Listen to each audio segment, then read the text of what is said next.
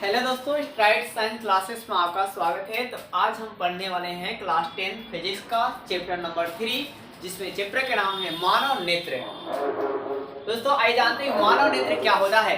तो मानव नेत्र देखिए, तो आप सुनिए, मानव नेत्र जो है प्रकृति का दिया हुआ प्रकाशीय यंत्र है जिसके सहायता से किसी भी वस्तु को आसानी से देखा जा सकता है।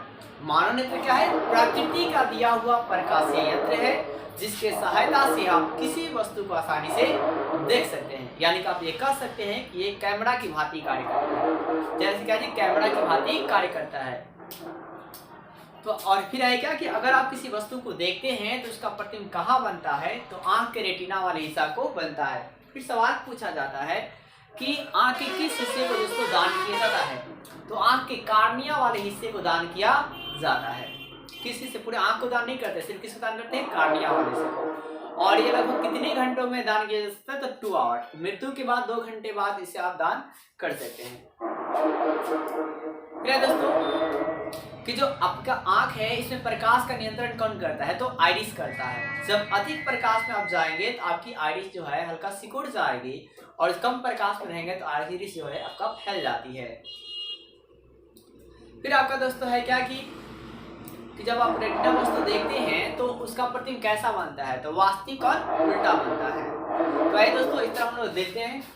तो हमारा टॉपिक है क्या? मानव नेत्र। तो ऐसी बात को लिखा हुआ दोस्तों, आप पहले स्क्रीनशॉट कर लेंगे और उसके बाद आप समझे। देखिए दोस्तों, मानव नेत्र प्रकृति का दिया हुआ प्रकाशीय यंत्र है। प्रकृति का दिया हुआ प्रकाशीय यंत्र है। क्या है दोस्तों? ऑप्टिकल डिवाइस है जिसके सहायता से किसी वस्तु को आसानी से देखा जा सकता है। ठीक है, जैसे आप किसी वस्तु को देख सकते हैं, देखिए आपका आंख है जिससे आप आसानी से किसी वस्तु को देख सकते हैं, और ये कैमरे की भांति कार्य करता है। जैसे कैमरा को आप से क्या किसी वस्तु को आप फोटो खींचते हैं तो स्क्रीन पर दिखाई देता है, उसी प्रकार हमारा जो जब किसी वस्तु को हम देखते हैं तो हमारे आँख से फोटो यानी कैमरा खिंचाता है, और हमारे रेटिना पर उसका प्रतिबिंब उल्टा बनता है जो हमें दिखाई सीधा देता है।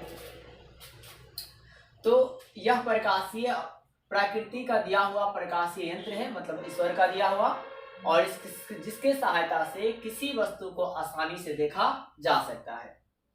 अब है क्या दोस्तों, वस्तु का प्रतिबिंब कैसा बनता है मानव नेत्र में? तो वस्तु का प्रतिबिंब कहाँ बनता है? तो रेटिना पर बनता है। कहाँ बनता है दोस्तों? रेटिना पर बनता है। और कैसा बनता है? तो वास्तविक और उल्टा बनता है। फिर दोस्तों कि प्रकाश का नियंत्रण कौन करता है? तो आइरिस करता है। कौन करता है दोस्तों? आइरिस करता है। अब है क्या कि आइरिस में जब क्या होगा कि आइरिस पर आंखों पर जब अधिक प्रकाश पड़ता है तो ये आइरिस वाला भाग जो है सिकुड़ जाता है। जब आंखों पर अधिक रोशनी आएगी दोस्तों तो आइरिस का भाग क्या होता है? सिकुड़ जाता है, और इसलिए हमारा आंख ऐसे दब जाते हैं। फिर आपका है क्या दोस्तों कि आपका आइरिस में जब कम प्रकाश पड़ता है तो हमारी आइरिस क्या होती है? फैल जाती है, और आसानी से पूरे खुले कर देखते हैं। और क्या दोस्तों, आइरिस के बीच में एक छिद्र होता है जिसे नेत्र तारा कहते हैं। क्या कहते हैं दोस्तों? नेत्र तारा कहते हैं। और नेत्र तारा के पीछे में एक लेंस होता है जिसे नेत्र लेंस कहते हैं। आपने क्या सुना दोस्तों कि आइरिस के बीच में, अब पहले बात सुनिए, ये तो आपने जान लिया ऑब्जेक्टिव दोस्त से मिलना आता है कि प्रकाश का नियंत्रण कौन करता है? तो आइरिस। आइरिस क्या होता है? तो कार्निया के पीछे वाले भाग को आइरिस कहते हैं, और आइरिस के बीच में एक छिद्र होता है जिसे नेत्र तारा कहते हैं, और इसके बीच में एक लेंस होता है। नेत्र तारा के अंदर पीछे एक क्या आता है? एक लेंस होता है जिसे नेत्र लेंस कहा जाता है। और नेत्र लेंस जो है, नेत्र लेंस का जो पीछे वाला भाग है उसकी वक्रता त्रिज्या छोटी होती है, और जो आगे वाला भाग है उसकी वक्रता त्रिज्या बड़ी होती है। फिर है दोस्तों कार्निया। तो है क्या पूछा जाता है कि नेत्र दान में किसका दान करते हैं? तो कार्निया कहते हैं। अब कार्निया किसे कहा जाता है? तो दृष्टि पटल के सामने उभरा हुआ भाग को कार्निया कहते हैं। क्या सुना आपने? दृष्टि पटल के सामने उभरा हुआ जो भाग होता है उसे क्या कहते हैं? कार्निया कहते हैं। और फिर दोस्तों अब सवाल ये है कि दृष्टि पटल किसे कहते हैं? तो है क्या दृष्टि पटल किसे कहा जाता है? तो आंख के बाहर कठोर अपारदर्शी झिल्ली से ढकी हुई जो आवरण होती है उसे हम दृष्टि पटल कहा जाता है। आंख के बाहर कठोर अपारदर्शी श्वेत झिल्ली से ढका होता है या ढकी होती है, उसे दृष्टि या स्क्लेरोटिक कहते हैं। अब है क्या कि सवाल पूछा जाता है कि आंखों में प्रवेश किस चीज से होता है? तो कार्निया के माध्यम से ही होता है। आंखों में जो आपका प्रकाश है कैसे प्रवेश करता है, तो कार्निया के माध्यम से होता है, ठीक है। और ये कार्निया के माध्यम से आपके मस्तिष्क तक जाता है। जहाँ प्रभाव प्रकाश का नहीं पड़ता है उसको अंध विद्युत कहते हैं। जहाँ प्रकाश का प्रभाव नहीं पड़ता है मस्तिष्क मतलब कार्निया से होते मस्तिष्क तक जाता है और वह बतलाता है कि मतलब वस्तु का इमेज कैसा होगा कैसा नहीं होगा, किस साइज का था किस साइज का नहीं था। तो आपका है क्या कि आंखों में प्रकाश प्रवेश कहाँ से करता है, तो कार्निया से। कार्निया से दिखा देते हैं मस्तिष्क और उसके बाद में आभास होता है। दोस्तों कि कार्निया और नेत्र लेंस के बीच में नमकीन अपारदर्शी द्रव भरा होता है। कार्निया और नेत्र लेंस के बीच में अपारदर्शी नमकीन अपारदर्शी द्रव भरा होता है, जिसे नत्रोद या जलीय द्रव कहते हैं। जिससे क्या कहते हैं दोस्तों, नत्रोद या जलीय द्रव कहते हैं।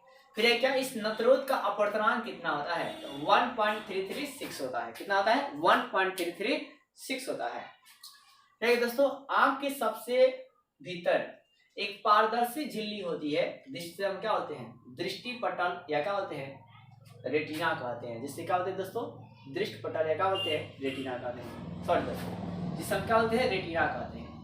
आंख के सबसे भीतर पारदर्शी झिल्ली को क्या बोलते हैं, रेटिना कहते हैं। और यही पर इस वस्तु का प्रतिबिंब बनता है। अब आपका दोस्त है नेत्र की अस्मंजन क्षमता, पावर ऑफ एक्नोडेशन ऑफ आइज। तो दोस्तों एक छोटा सा डिफिनेशन दिया है मैंने कि नेत्र की फोकस दूरी घटती बढ़ती होती है तो उसे नेत्र की अस्मंजन क्षमता कहते हैं। नेत्र की फोकस दूरी घटती बढ़ती रहती है जिसे नेत्र की अस्मंजन क्षमता कहते हैं। अब एक सवाल आता है दोस्तों कि नेत्र के निकट बिंदु कितना होता है। तो निकट बिंदु या स्पष्ट दृष्टि का निकट बिंदु कितना होता है, बहुत इंपॉर्टेंट सवाल है। तो 25 सेंटीमीटर। कितना होता है दोस्तों, 25 सेंटीमीटर होता है। फिर क्या दोस्तों कि नेत्र का अधिकतम बिंदु कितना होता है, तो अनंत होता है। फिर दोस्तों नेत्र की क्षमता कितनी होती है, तो 4 डायमीटर। ये तीनों इंपॉर्टेंट सवाल है। और इसमें आपका क्लास 10 के लिए और इंपॉर्टेंट ये वाला सवाल है कि जब किसी आप वस्तु को देखते हैं तो उसका प्रतिबिंब कहाँ बनता है, तो रेटिना बनता है। कैसा बनता है, वास्तविक उल्टा बनता है। ठीक है, ये आपका इंपॉर्टेंट 4 सवाल इसमें इंपॉर्टेंट है। बाकी आप रिव्यू कर लेंगे इससे। अब वीडियो को फिर दोबारा भी देखेंगे अगर समझ नहीं आया तो।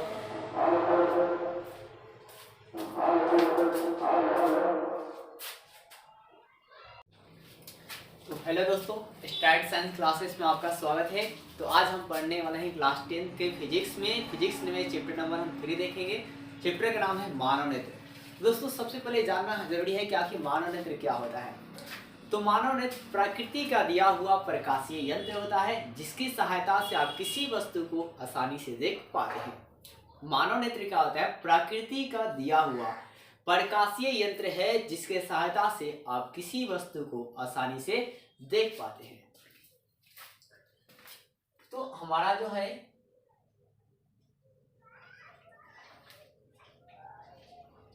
मानव नेत्र क्या है दोस्तों, मानव नेत्र यानी कि मानव नेत्र को इंग्लिश में ह्यूमन आइज कहते हैं। तो दोस्तों मानव नेत्र क्या है, मैंने बताया क्या कि मानव नेत्र प्रकृति का दिया हुआ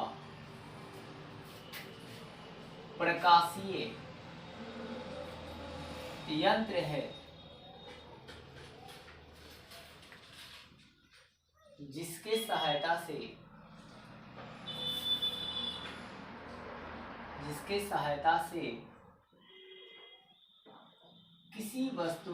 सहायता से किसी वस्तु को आसानी से देखा जा सकता है।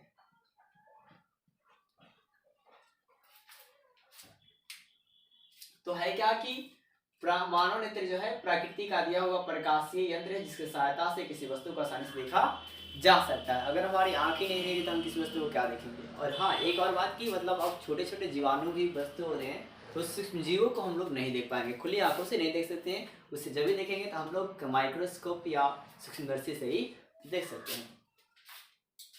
अब है क्या दोस्तों, अब है क्या कि जब किसी आप वस्तु को देखते हैं तो उसका प्रतिबिंब कहाँ बनता है, ये सवाल पूछ जाता है ऑब्जेक्टिव में। तो जब भी आप किसी वस्तु को देखते हैं, क्या सुने आप लिखते रहिएगा, जब भी आप किसी वस्तु को देखते हैं तो उसका प्रतिबिंब आंखों के रेटिना बनता है। कहाँ बनता है दोस्तों? जब आप किसी वस्तु को देखते हैं,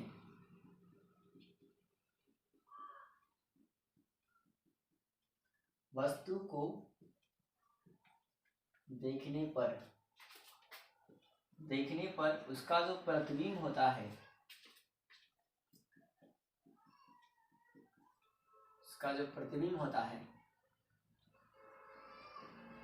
आंखों के रेटिना, हाँ दोस्तों, रेटिना पर बनता है। कैसा बनता है? तो दोस्तों वास्तविक उल्टा बनता है। कैसा बनता है? वास्तविक और उल्टा बनता है। तो है क्या, आपने क्या सुना कि जब भी आप किसी वस्तु को देखते हैं तो उसका प्रतिबिंब कहाँ बनता है? तो हमारे आंखों के रेटिना वाले हिस्से पर। कहाँ बनता है? आंखों के रेटिना वाले हिस्से पर। और कैसा बनता है? तो वास्तविक और उल्टा बनता है।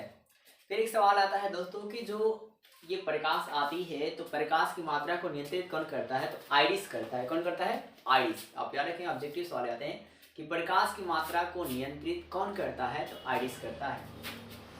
तो नेक्स्ट पॉइंट हम लिखेंगे प्रकाश की मात्रा को या प्रकाश को आइरिस, क्या दोस्तों? आइरिस या इसको परितालिका कहते हैं। आइरिस नियंत्रित करता है। प्रकाश की मात्रा को कौन नियंत्रित करता है? तो आइरिस नियंत्रित करता है। फिर दोस्तों कि अब जैसे कि है क्या कि आंख में जैसे कि कोई दान देता है तो आंख के किस हिस्से को दान देता है? ऐसे सवाल पूछे जाते हैं कि आंख के किस हिस्से को दान दिया जाता है? तो आंख के कार्निया वाले हिस्से को, किसको जी? कार्निया वाले हिस्से को दान दिया जाता है, दान किया जाता है। ठीक है, आंख के कार्निया वाले हिस्से को क्या कहता है? दान किया जाता है। फिर इससे प्रकार आपको आता है कि जब कोई व्यक्ति डेथ कर जाता है तो उसकी डेथ के कितने लगभग कितने समय बाद वो उसकी व्यक्ति की आंख को ट्रांसपोर्ट किया जा सकता है? तो ये जो कार्निया है आपका 2 घंटा, लगभग आपका 2 घंटे के अंदर का किसी व्यक्ति कार्निया को ट्रांसपोर्ट किया जा सकता है। दूसरे व्यक्ति में निकाल कर उसे लगाया जा सकता है या उसे निकाल कर रखा जा सकता है। अब दोस्तों मैं नेक्स्ट पॉइंट को आपको बताना चाहता हूँ, इतना आप लोग इसे नोट डाउन कर लेंगे। आप फिर से सुन लीजिए कि मानव नेत्र क्या है। तो मानव नेत्र प्रकृति का दिया हुआ प्रकाशीय यंत्र है जिसके सहायता से आप किसी वस्तु को आसानी से देख पाते हैं।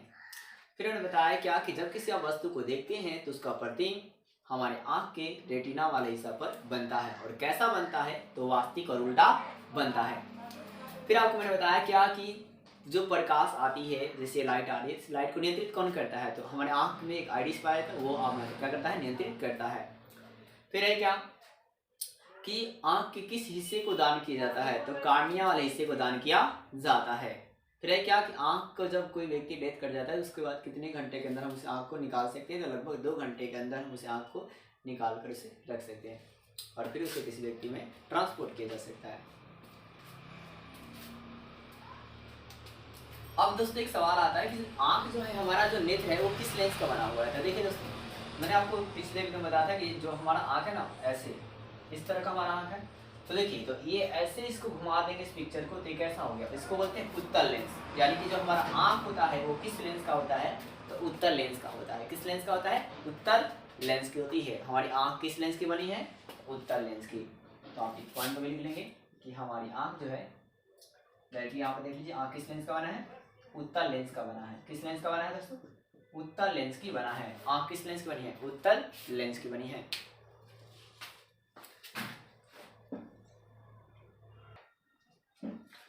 अब दोस्तों हम जानने वाले हैं दृष्टि दोष। ये बहुत ज्यादा पूछे जाते हैं, VVI है, इंपॉर्टेंट है। कभी 2 मार्क्स में, कभी 5 मार्क्स में क्लास 10 पूछे जाते हैं। इससे ऑब्जेक्टिव तो आने कॉम्पिटिटिव में भी आते हैं। तो दृष्टि दोष क्या होता है?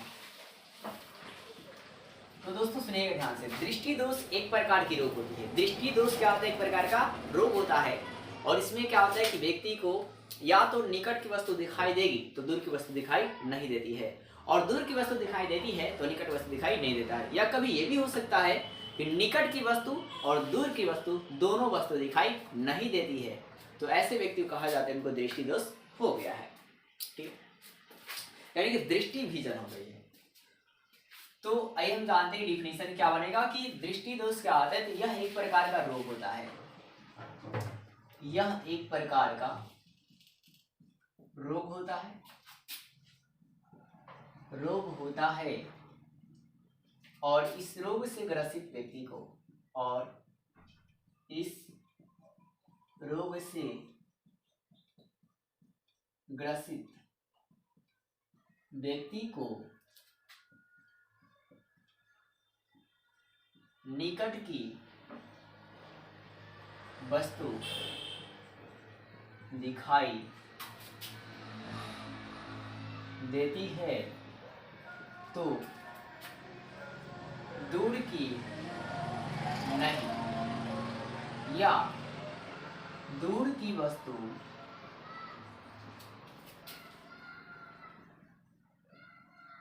दिखाई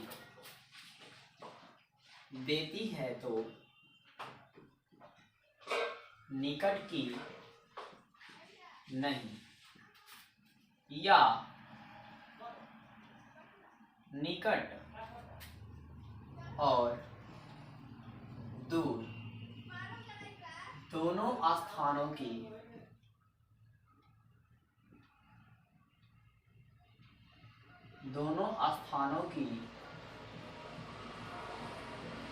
वस्तु दिखाई नहीं देती है, दिखाई क्या जी नहीं देती है। तो इस तरह आप लोग को ऐसे नहीं याद करना है, सिंपली सा भाई साहब एक बार आपको लिख लेना है निकट और एक बार लिख लेना है दूर। देखिए तो एक लाइन याद रखना है, दृष्टि दोष एक प्रकार की रोग है, दृष्टि दोष एक प्रकार की रोग है और इस रोग से ग्रसित व्यक्ति को, ये लाइन समझ रहेगा, दृष्टि दोष एक प्रकार की रोग है, इस रोग से ग्रसित व्यक्ति को निकट की वस्तु दिखाई देती है तो दूर की वस्तु दिखाई नहीं देती है। या ये भी हो सकता है कि निकट की वस्तु दिखाई नहीं देती है तो दूर की वस्तु दिखाई देती है, या आपको ये भी हो सकता है कि निकट की वस्तु दिखाई नहीं देती है और दूर की वस्तु दिखाई नहीं देती है। तो इस समझा होता है दृष्टि दोष का त्याग, उनकी आंखों में क्या जी प्रॉब्लम है, या तो आपको निकट की वस्तु दिखाई देगी या तो दूर की वस्तु दिखाई नहीं देगी। ठीक है, अब ये जानते हैं दोस्तों दृष्टि दोष की प्रकार, इसे आप नोट कर लीजिए।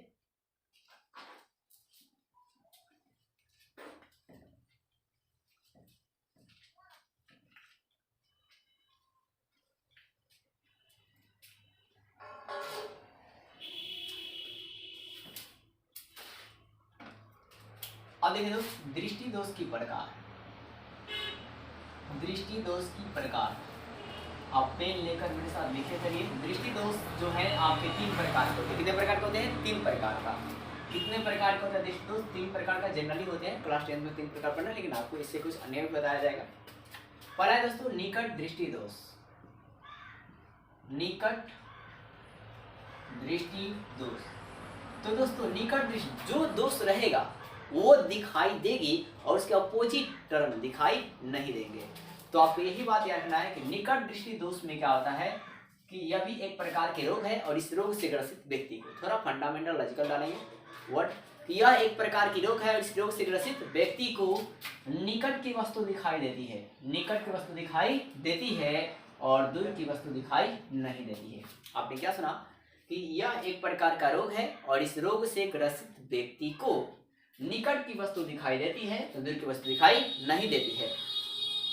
फिर क्या कि इस दोष के निवारण के लिए, इस दोष के निवारण के लिए आप लिख लीजिएगा, इस दोष के निवारण के लिए अवतल लेंस के चश्मे का उपयोग किया जाता है, अवतल लेंस के चश्मे का उपयोग किया जाता है। सवाल ये है कि क्यों किया जाता है, क्योंकि प्रकाश की किरणें को अभिसारित करके उसका प्रतिबिंब आंखों के रेटिना वाले भाग पर बनाती है, क्योंकि प्रकाश को अभिसारित कर क्या करती है, इसका प्रतिबिंब रेटिना बनाती है जिससे वस्तु आसानी से दिख जाती है।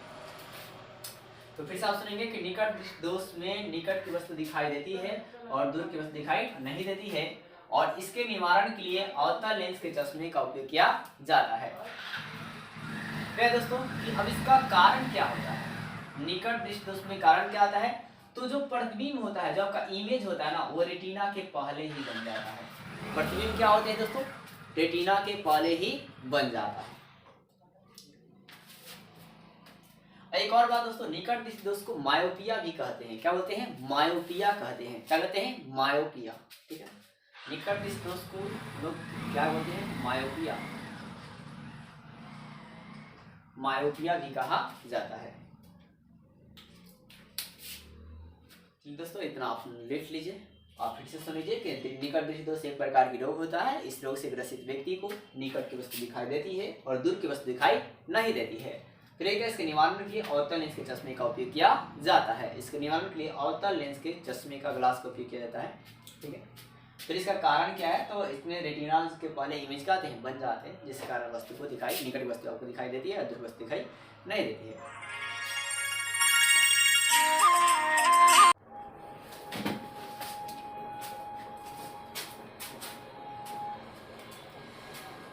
तो दृष्टि दोष, दृष्टि दोष क्या होता है? तो यह एक प्रकार की रोग होती है। दृष्टि दोष क्या होता है दोस्तों? एक प्रकार की रोग होती है और इस रोग से ग्रसित व्यक्ति को निकट की वस्तु दिखाई देती है तो दूर की वस्तु दिखाई नहीं देती है, या दूर की वस्तु दिखाई देती है तो निकट की वस्तु दिखाई नहीं देती है। और कभी यह भी होता है कि नहीं तो दूर की वस्तु दिखाई देती है और नहीं निकट की वस्तु दिखाई देती है। तो दोस्तों दृष्टि दोष क्या है? यह एक प्रकार की रोग है। यह एक प्रकार का रोग है और इस रोग से ग्रसित व्यक्ति को निकट की वस्तु दिखाई देती है तो दूर की वस्तु जो है आपको दिखाई नहीं देती है। और कभी ये भी होता है या निकट की वस्तु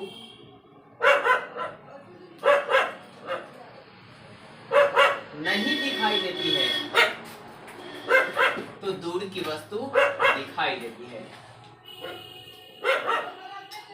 या कभी ये भी हो सकता है कि व्यक्ति को निकट की वस्तु और दूर की वस्तु दोनों जगह की वस्तु जो है दिखाई नहीं देती है, तो हम इसे दृष्टि दोष कहते हैं। आप फिर से बात सुनिए, दृष्टि दोष का डेफिनेशन क्या है? कि दृष्टि दोष एक प्रकार की रोग है। दृष्टि दोष एक प्रकार की रोग है और इस रोग से ग्रसित व्यक्ति को निकट की वस्तु दिखाई देती है, दूर की वस्तु दिखाई नहीं देती है। या निकट की वस्तु दिखाई नहीं देती है तो दूर की वस्तु दिखाई देती है। या निकट की वस्तु और दूर की वस्तु दोनों स्थान वस्तु दिखाई नहीं देती है। सिंपल सी बात आप याद करना है कि निकट की दिखेगी तो दूर का नहीं दिखेगी, दूर का दिखेगा तो निकट का नहीं दिखेगा।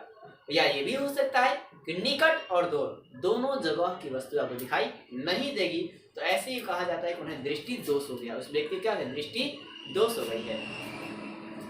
अब है दोस्तों दृष्टि दोष कितने प्रकार के होते हैं? पहले आपको समझाता हूँ, उसके बाद मैं एक बार लिख दूंगा, आपको उसे पर सिर्फ समझ लीजिए दृष्टि दोष कितने प्रकार के होते हैं। तो जनरली दोस्तों 3 प्रकार का होता है।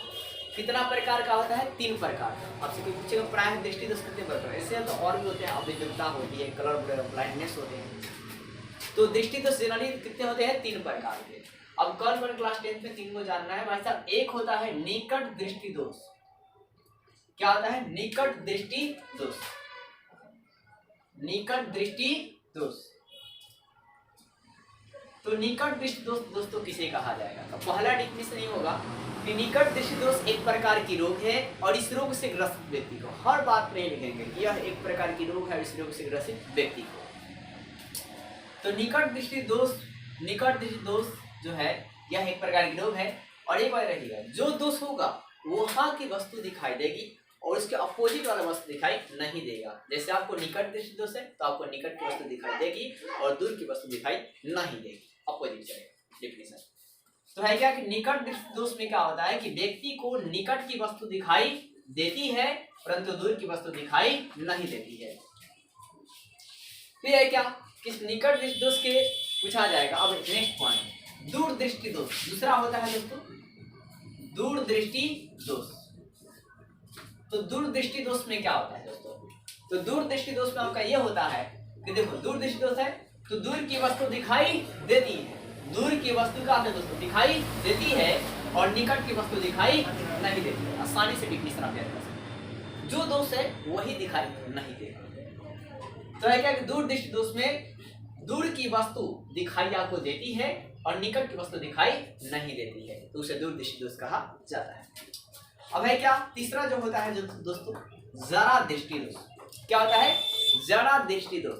तो जरा दृष्टि दोष किसे कहते हैं, आइए जानते हैं। तो जरा दृष्टि दोष में क्या होता है कि व्यक्ति को निकट की वस्तु और दूर की वस्तु दोनों वस्तुएं दिखाई नहीं देती है। दोनों वस्तुएं क्या होती है? दिखाई नहीं देती है। न ही निकट की वस्तु दिखाई देता है और न ही दूर की वस्तु दिखाई देती है।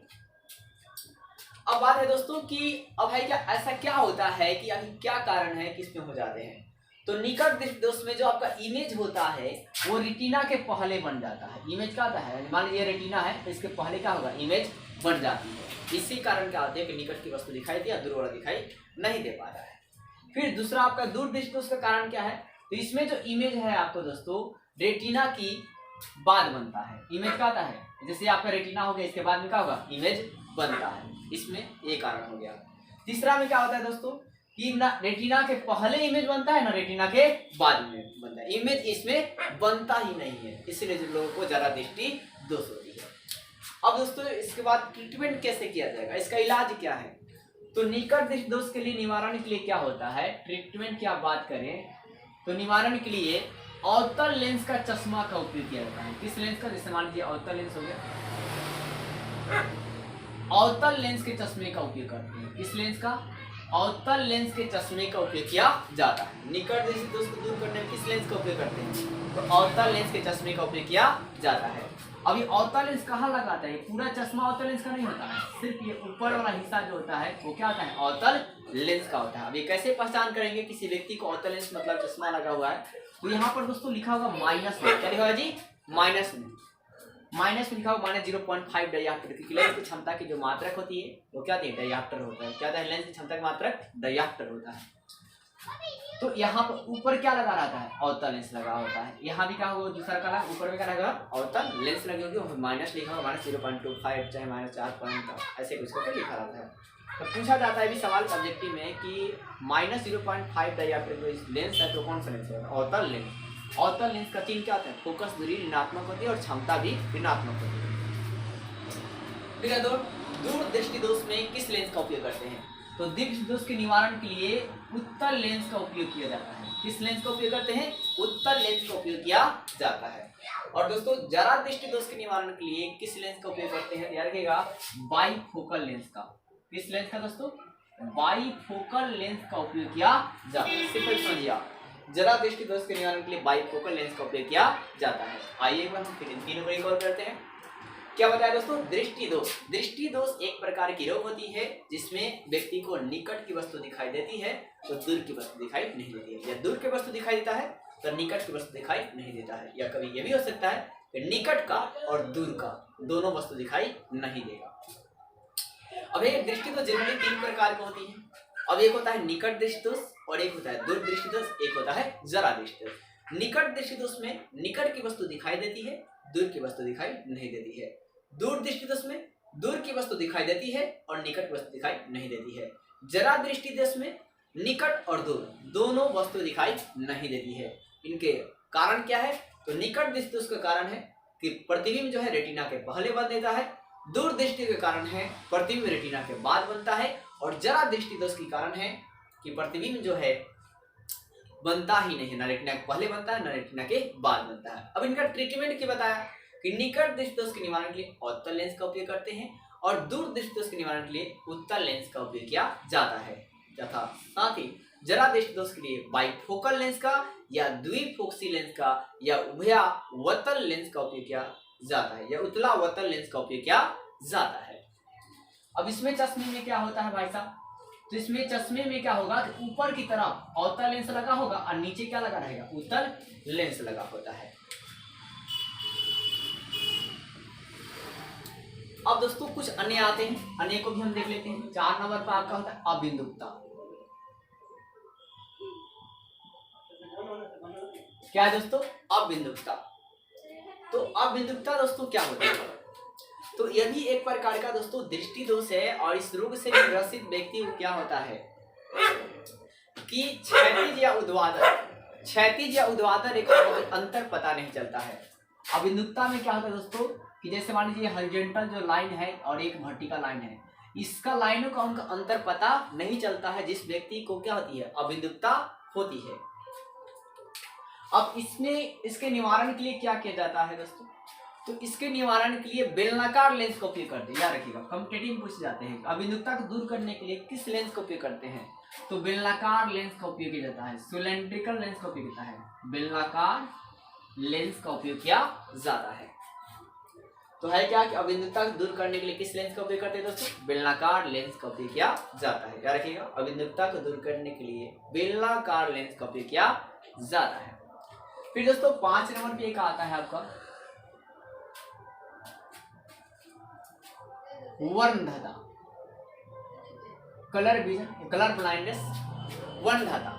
तो वर्णधता भी क्या होता है, एक प्रकार की दृष्टि दोष होती है, और इस रोग से भी ग्रस्त व्यक्ति को क्या होता है, इसमें क्या होगा कि व्यक्ति को लाल और हरा रंग का, लाल और क्या होता है दोस्तों, हरा रंग का अंतर पता नहीं चलता है। इसमें व्यक्ति का था जी लाल और हरे रंग की अंतर पता नहीं चलती है, और इसमें कारण क्या है, तो इसमें व्यक्तियों को कोण सेलों की संख्या कम हो जाती है, और इसका क्या है, निवारण नहीं है। इसका क्या है जी, वह वर्णधता का कोई निवारण नहीं है, यानी कि यह एक अनुवांशिक बीमारी है। एक कौन सी बीमारी जी, अनुवांशिक माने जेनेटिक प्रॉब्लम है, जिसका कोई इलाज नहीं है, यानी क्या था, बोल सकते हैं लाइलाज है, जिसका कोई इलाज ना हो उसे क्या बोलते हैं, लाइलाज दोस्तों। तो आइए दोस्तों, अब इसको आप एक बार नोट कर लीजिएगा, आप लोग अच्छे से मैं लिख दे रहा हूँ।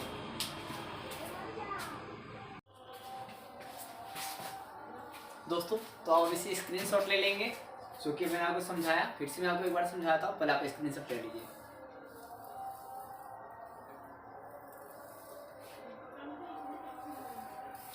आइए दोस्तों, मैं आपको फिर से एक बार समझा देता हूँ कि दृष्टि दोष क्या होता है। अगर आपने दोस्तों अच्छे से एकदम ध्यान से पढ़े तो आपको देखते हुए याद हो जाएगा।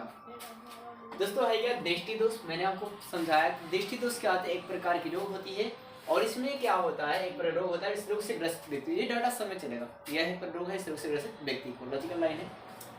इसमें निकट की वस्तु क्या होगी, आपको साफ साफ दिखाई नहीं देती है, परंतु दूर की वस्तु क्या होती है, साफ साफ दिखाई। इसमें क्या होता है, निकट की वस्तु साफ दिखाई देती है। देखिए निकट दृष्टि दोष में क्या होता है दोस्तों, निकट की वस्तु साफ दिखाई देती है, निकट की वस्तु क्या होता है जी, साफ दिखाई देती है, परंतु तो दूर की वस्तु क्या होता है, दिखाई नहीं देती है। दूर की वस्तु क्या दोस्तों, दिखाई क्या था जी, नहीं देती है, साफ दिखाई नहीं देती है। यहाँ पे हो जाएगा दोस्तों, दूर की वस्तु ध्यान दीजिएगा आप, दूर की वस्तु दोस्तों साफ दिखाई क्या होता है दोस्तों, नहीं देती है।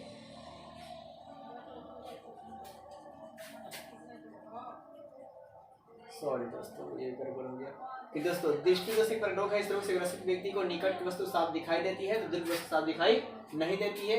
और फिर या तो हो सकता है कि निकट की नहीं दिखाई देती है तो दूर की दिखाई देती है, दोनों स्थान वस्तु दिखाई नहीं देती है। दोस्तों मतलब डिफिनेशन को आप ऐसे याद रखेंगे कि दृष्टि दोष एक प्रकार की रोग है, इस रोग से ग्रसित व्यक्ति को, आप मेरे साथ लिख लीजिए, दृष्टि दोष एक प्रकार की रोग है, इस रोग से ग्रसित व्यक्ति को निकट की वस्तु दिखाई देती है। अगर निकट की वस्तु साफ दिखाई देती है तो दूर की वस्तु साफ दिखाई नहीं देगी, या दूर की वस्तु साफ दिखाई देती है तो निकट की दिखाई नहीं देगी, या ये भी हो सकता है कि दोनों स्थानिक वस्तुएं साफ दिखाई नहीं देती है।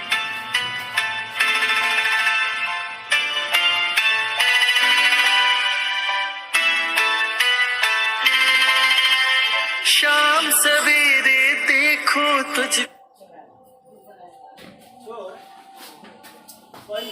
या दोस्तों पता क्या है कि दोनों स्थानिक वस्तु दिखाई नहीं देती है। ठीक है, जैसे मैंने आपको समझाया वैसे आप लिखिए कि दृष्टि दोष एक प्रकार का रोग है, इस रोग से ग्रसित व्यक्ति को निकट की वस्तु साफ दिखाई देती है तो दूर की नहीं, दूर की दोस्तों क्या जी, दूर की वस्तु जो है नहीं दिखाई देती है, या दूर की वस्तु दिखाई देती है तो निकट की नहीं, या निकट एवं दूर दोनों स्थानिक वस्तु दिखाई नहीं देती है। सिंपली आप ऐसे कैसे याद रखेंगे, दृष्टि दोष क्या होगा कि निकट के भाई साहब दिखती है तो दूर की नहीं दिखेगी, और दूर की दिखेगी तो निकट की नहीं दिखेगी, या दोनों स्थान की वस्तु दिखाई नहीं देगी। बस यही कंसेप्ट है। फिर एक है दोस्त दृष्टि दोष की प्रकार, तो दृष्टि दोष के अनेकों प्रकार हैं, जनरली आप क्लास 10 में 3 को लिख दीजिएगा, आपको 5 पास मिल जाएगा। तो दृष्टि दोष में पहला प्रकार है निकट दृष्टि दोष, इसको दोस्तों मायोपिया कहते हैं। क्या कहते हैं दोस्तों? मायोपिया। तो आप स्क्रीनशॉट कर सकते हैं। अरे दोस्तों निकट दृष्टि दोष को क्या बोलते हैं? मायोपिया कहते हैं। देखिए तो हम पहला लाइन का लिखेंगे, यह एक प्रकार का रोग है और इस रोग से ग्रसित व्यक्ति को, प्रभाषा बनाने के लिए यह एक प्रकार का रोग है और इस रोग से ग्रसित व्यक्ति को, सब में यही लिखा है पहला लाइन। इसमें क्या होता है दोस्तों, देखिए ध्यान से, इसमें निकट की वस्तु जो है आपको साफ दिखाई देती है, निकट की वस्तु साफ दिखाई देती है, परंतु दूर की वस्तु जो है साफ दिखाई नहीं देती है। एवं दूर की वस्तु क्या था जी? दूर की साफ दिखाई, दूर की जो वस्तु होती है साफ दिखाई नहीं देती है। और दोस्तों कारण क्या है इसका? तो दोस्तों कारण ये है कि प्रतिबिंब जो है रेटिना के पीछे बनता है। प्रतिबिंब कहाँ बनेगा? जैसे मान लीजिए रेटिना है, इसके पीछे ही क्या मतलब रेटिना क्या है दोस्तों? पहले ही बनेगा। प्रतिबिंब कहाँ बनेगा? रेटिना के पहले बनता है। ये रेटिना होगा, इसके पहले प्रतिबिंब बन जाएगा। फिर एक आंखों की जो पुतली होगी वो हमारी लंबा हो जाएगी। इसमें आंखों की पुतली कैसी होती है दोस्तों? लंबा हो जाती है। दूसरा कारण है दोस्तों कार्निया की जो वक्रता त्रिज्या होती है वो क्या होती है? बढ़ जाती है। कार्निया का वक्रता त्रिज्या क्या होती है? बढ़ जाती है। और एक और एडजेक्टिव आप याद रखेंगे कि दोस्तों कार्निया का मतलब है क्या कि नेत्र के किस हिस्से को दान किया जाता है? कार्निया वाले हिस्से को दान किया जाता है। अब दोस्तों निवारण, नेत्र लेंस से क्या है आपका निकट दृष्टि दोष के निवारण क्या है? इसमें अवतल लेंस के चश्मे का उपयोग किया जाता है। इसमें किस लेंस का उपयोग करते हैं दोस्तों? अवतल लेंस के चश्मे का उपयोग। दूसरा हमारा है दोस्तों दूर दृष्टि दोष, इसको बोलते हैं दोस्तों हाइपरमेट्रोपिया, इंग्लिश भी आ रही है दोस्तों, कॉम्पिटिटिव कुछ दिया जाता है। पहला लाइन आप जानती है, एक प्रकार रोग है जिससे ग्रसित व्यक्ति को। इसमें क्या होगा दोस्तों कि दूर की वस्तु, दूर दृष्टि होता है, दूर की वस्तु साफ साफ दिखाई देगी और निकट की वस्तु जो है, देखिए यहाँ पे इसमें दूर की वस्तु जो है साफ दिखाई देती है और निकट की वस्तु साफ दिखाई नहीं देती है। अब इसका कारण क्या है कि नहीं देती है? इसमें जो प्रतिबिंब है रेटिना के पीछे बनता है। ये रेटिना हो गया, इसका क्या होगा? पीछे बनता है और इसमें नेत्र की फोकस दूरी क्या आती है? तो बढ़ जाती है। नेत्र की फोकस दूरी बढ़ जाती है। और इसके निवारण के लिए किस लेंस के चश्मे का उपयोग करते हैं? तो इसके निवारण के लिए हम लोग उत्तल लेंस के चश्मे का उपयोग किया जाता है। अब दोस्तों तीसरा हमारा जरा दृष्टि दोष। क्या है दोस्तों? जरा दृष्टि दोष। तो जरा दृष्टि दोष को इंग्लिश में प्रेस बायोपिया कहते हैं। क्या बोलते हैं दोस्तों? प्रेस बायोपिया। अब पहला लाइन आप जानते हैं, यह एक प्रकार का रोग है, इस रोग से ग्रसित व्यक्ति को निकट और दूर दोनों स्थान की वस्तु साफ साफ दिखाई नहीं देती है। कारण क्या है दोस्तों? तो इसमें क्या होगा, कोई कारण नहीं है, यानी कि ना रेटिना के पहले इमेज बनता है ना रेटिना के बाद इमेज बनता है, क्लियर इमेज बनता ही नहीं है। अब दोस्तों निवारण किससे करते हैं? तो इसके निवारण के लिए बाइफोकल लेंस या द्विफोक्सी लेंस का उपयोग किया जाता है। बाइफोकल लेंस या द्विफोक्सी लेंस चश्मे का उपयोग किया जाता है। ठीक है दोस्तों, अबिंदुकता या दृष्टि वैषम्य, इंग्लिश में एस्टिग्मेटिज्म कहते हैं। क्या होते हैं दोस्तों? एस्टिग्मेटिज्म कहा जाता है। अब इसमें व्यक्ति को क्या होता है दोस्तों कि क्षैतिज, ध्यान दीजिएगा, क्षैतिज और ऊर्ध्वाधर रेखाओं का अंतर पता नहीं चलता। जैसे मान लीजिए ये हो गया क्षैतिज और ये क्या है दोस्तों? ऊर्ध्वाधर, ये जो लाइन होगी इस रेखाओं का अंतर पता नहीं चलता है। अब दोस्तों कारण क्या है? तो कारण इसका यह है दोस्तों कि कार्निया इसमें गोलीय और अनियमित हो जाती है। कार्निया क्या आती है? जो हमारी आंख के जो हिस्से का दान करते हैं, जो इंपोर्टेंट पार्ट्स है, वो कार्निया क्या आती है? गोलीय और अनियमित हो जाती है। अब इसका निवारण के लिए किस लेंस का उपयोग करते हैं? तो निवारण के लिए बेलनाकार लेंस का उपयोग किया जाता है। किस लेंस का उपयोग करते हैं? बेलनाकार लेंस का उपयोग किया जाता है। अब है दोस्तों वर्णधता, कलर ब्लाइंडनेस, इंग्लिश में क्या होते हैं? Colour blindness. तो इसमें वर्णधता में क्या होता है कि जिस भी व्यक्ति को वर्णधता हो जाती है उसमें उनको क्या होता है कि रेड कलर को और ग्रीन कलर का अंतर पता नहीं चलता है। तो इसमें व्यक्ति को लाल और हरा रंगों का अंतर पता नहीं चलता है। कारण क्या है? तो इसमें कोण सेलों की संख्या क्या होती है? कम हो जाती है। और एक बात और याद रखिएगा, यह एक अनुवांशिक रोग है, अतः इसका कोई ट्रीटमेंट नहीं है, जो कि लाइलाज, मतलब जिसका कोई इलाज ना हो उसे हम लाइलाज कहते हैं। यह एक अनुवांशिक रोग है जो कि लाइलाज है। दोस्तों तो आप जल्दी से नोट कर लीजिए, स्क्रीनशॉट कर लीजिए।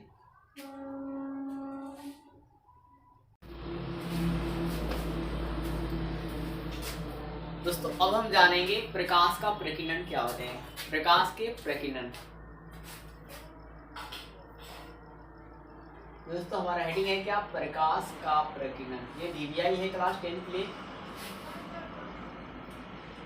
प्रकाश का प्रकीर्णन क्या होता है दोस्तों, सुनिएगा ध्यान से। प्रकाश से प्रकीर्णन क्या होता है, जैसे मान लीजिए कि यहाँ पर एक पार्टिकल है और इस पार्टिकल पे क्या होगा, जब लाइट पड़ेगी तो ये लाइट क्या होगा, फैल जाएगा। ये लाइट क्या होगा जी, फैल जाएगा।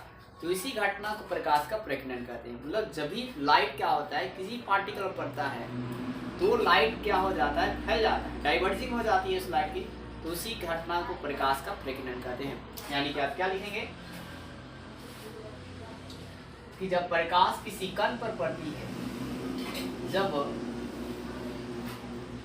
प्रकाश किसी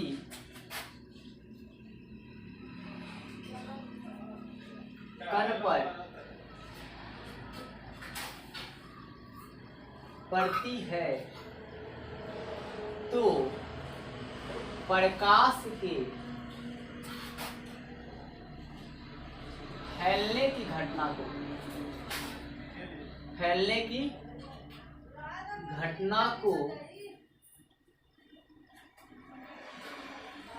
प्रकाश का परावर्तन, प्रकाश का प्रकीर्णन कहते हैं। प्रकाश का प्रकीर्णन कहते हैं। क्या सुना दोस्तों आपने कि जब प्रकाश किसी कण पर पड़ती है तो प्रकाश के फैलने की घटना को ही प्रकाश का प्रकीर्णन कहते हैं। यार दोस्तों सूर्य की प्रकाश है वो प्रकाश के प्रकीर्णन के कारण ही यहाँ तक पहुंच पा रही है और बात आसानी पहुंच रही है। हालांकि प्रकाश के, सूर्य के प्रकाश को गमन करने के लिए कोई भी माध्यम की आवश्यकता नहीं होती है।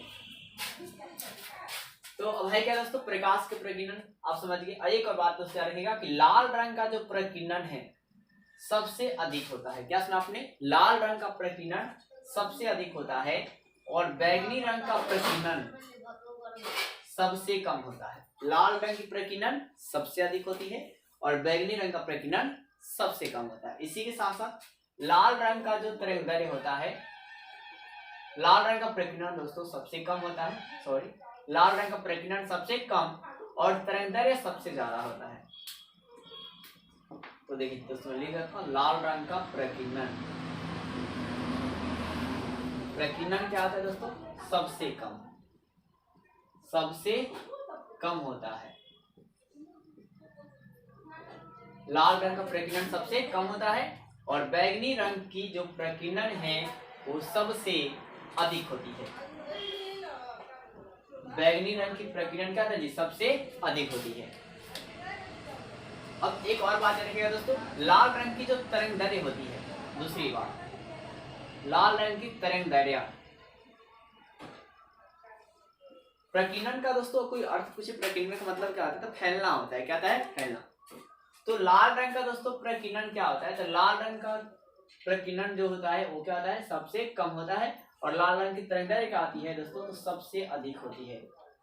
तरंगदैर्घ्य क्या होता है दोस्तों, सबसे अधिक। याद रखिएगा, इसी कंसेप्ट को हम लोग बहुत सारे क्वेश्चन कैंसिल करेंगे। लाल रंग का तरंगदैर्घ्य सबसे अधिक होती है और बैगनी रंग का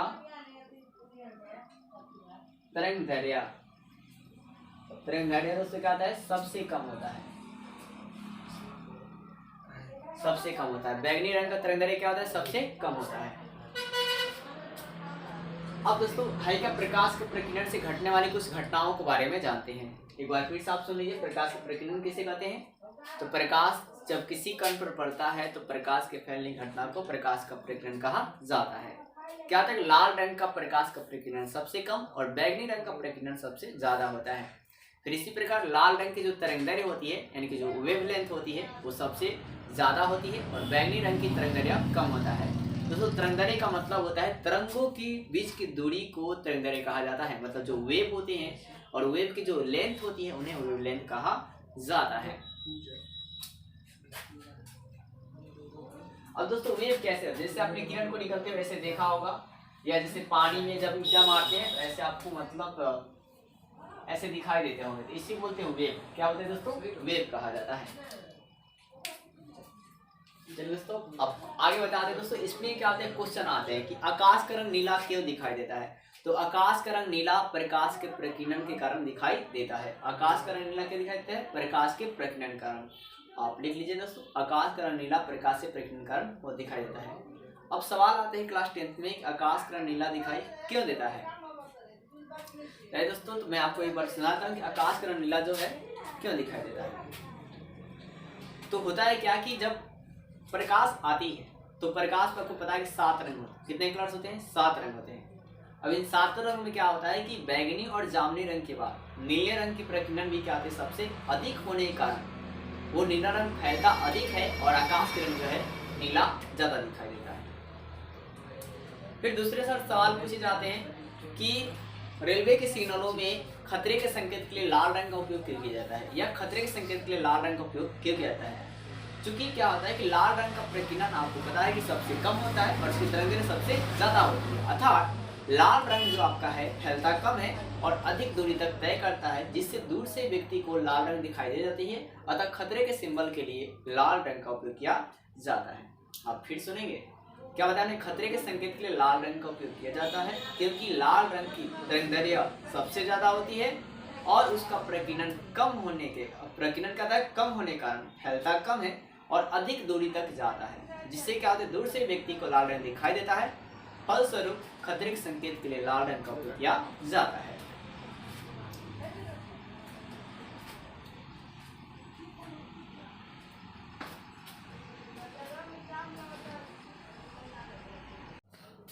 हेलो दोस्तों, स्टार्ट साइंस क्लासेस में आपका स्वागत है। आज मैं आपको बता रहा हूं कि प्रकाश से घटने वाली जो घटनाएं होती है, जैसे प्रकाश की वर्ण विक्षेपण। तो प्रकाश की वर्ण विक्षेपण क्या होती है दोस्तों?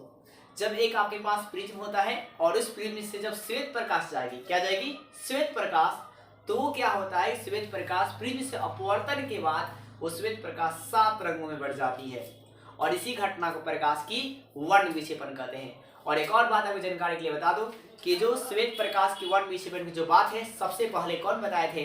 तो सर आइजक न्यूटन ने। किसने बताया था दोस्तों? सर आइजक न्यूटन ने। इन्होंने क्या किया था, एक बंद कमरा को पहले चॉइस किया, उसके बाद इन्होंने क्या किया, उसमें एक होल कर दिया था, मौका थी जिसपे प्रकाश की किरण आ रही थी, और उसमें एक क्या किए, प्रकाश की किरण के सामने एक मिरर को रख दिए और वह मिरर क्या हुआ कि प्रिज्म से अपवर्तन हुआ तो इस तरह पर्दे में टांगे थे, तो देखिए 7 रंग प्राप्त हुई। फिर हुआ क्या, उस पर्दे को हटा दिए, फिर उस मिरर को लिए और उसे अपोजिट रखे पहले मिरर के तुलना में, और वो जो 7 प्रकाश जब उससे गुजरी तो एक ही रंग निकली जो कि श्वेत थी। तो चलिए दोस्तों, आप पॉइंट को आगे बताते हैं। मैंने बताया क्या, प्रकाश का दोस्तों वर्ण विक्षेपण। तो प्रकाश का वर्ण विक्षेपण किसे कहते हैं? तो जैसे मान लीजिए दोस्तों कि आपका यहाँ पर एक प्रिज्म है, ये हमारा प्रिज्म हो गया, और इस प्रिज्म से क्या होती है, कोई प्रकाश इससे आती है, तो प्रिज्म से अपवर्तन के बाद होता क्या है कि जो प्रकाश है 7 रंगों में बढ़ जाती है। कितने रंगों में बढ़ जाती है? 7 रंगों में। तो इसी घटना को प्रकाश का वर्ण विक्षेपण कहा जाता है। तो आइए हम देख लेते हैं दोस्तों, ये क्लास 10 का मोस्ट इंपोर्टेंट सवाल है कि प्रकाश का वर्ण विक्षेपण किसे कहते हैं। तो जब प्रकाश को प्रिज्म से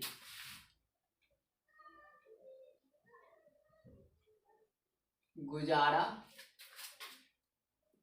जाता है तो प्रकाश 7 रंगों में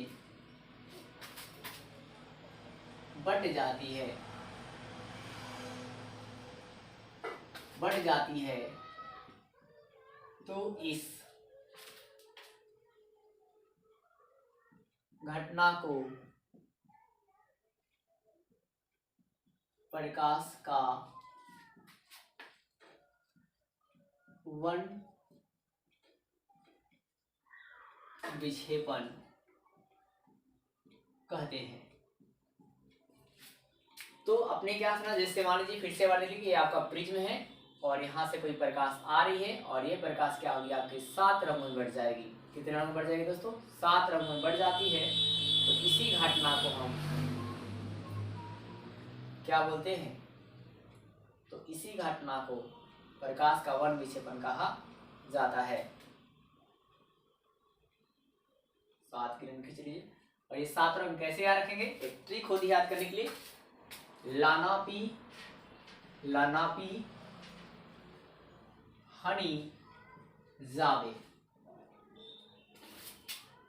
या आप ऐसे ट्रिक याद कर सकते हैं। दूसरा नीचे से लिखना हो तो बैजानी हप्पी नाला। बैजानी नाम की एक लड़की थी जो बहुत ही हप्पी थी, बहुत ही खुश थी कि नाले में गिरकर, क्या हाँ जी, नाले में गिरकर। या आप ये नालापी हनी जावे। और ला का मतलब दोस्तों क्या होता है, तो लाल। ला का मतलब लाल होता है, ना का मतलब नारंगी, पी का मतलब पीला होता है, ह का मतलब हरा होता है, और नी का मतलब नीला होता है, और जा का मतलब जामुनी होता है, और बै का मतलब बैगनी होता है। बै का मतलब दोस्तों क्या होता है, बैगनी होती है। बै मतलब बैगनी। यानी कि है क्या कि जब किसी प्रिज्म को आप क्या करेंगे, जब इस प्रिज्म से एक श्वेत प्रकाश को गुजारिएगा तो प्रकाश क्या होगा, 7 रंगों में बढ़ जाता है, और इसी घटना को प्रकाश का वर्ण विक्षेपण कहते हैं, यानी कि डिस्पर्शन ऑफ लाइट कहा जाता है। अब है क्या दोस्तों कि इसमें आप देखेंगे इसमें किस रंग का सवाल में आता है, ऑब्जेक्टिव में किस रंग के झुकाव अधिक होती है। ध्यान दीजिए यहाँ पर दोस्तों, लाल रंग का झुकाव क्या होता है, कम होता है, या लाल रंग के विचलन या झुकाव दोनों बात ही कहते हैं कि किस रंग का झुकाव कम होता है या विचलन कम होता है। याद रखें दोस्तों, लाल रंग का झुकाव या विचलन कम होती है, पहली पॉइंट आप इसे नोट कर लीजिएगा। फिर है क्या, किस रंग का झुकाव सबसे ज्यादा होता है या विचलन सबसे ज्यादा होती है, तो बैगनी रंग का विचलन या झुकाव सबसे ज्यादा होता है। क्या सुना आपने, बैगनी रंग का विचलन या झुकाव सबसे ज्यादा होता है, क्योंकि आप देख रहे हैं पिक्चर में झुकाव सबसे किसका झुका है, तो बैगनी रंग का।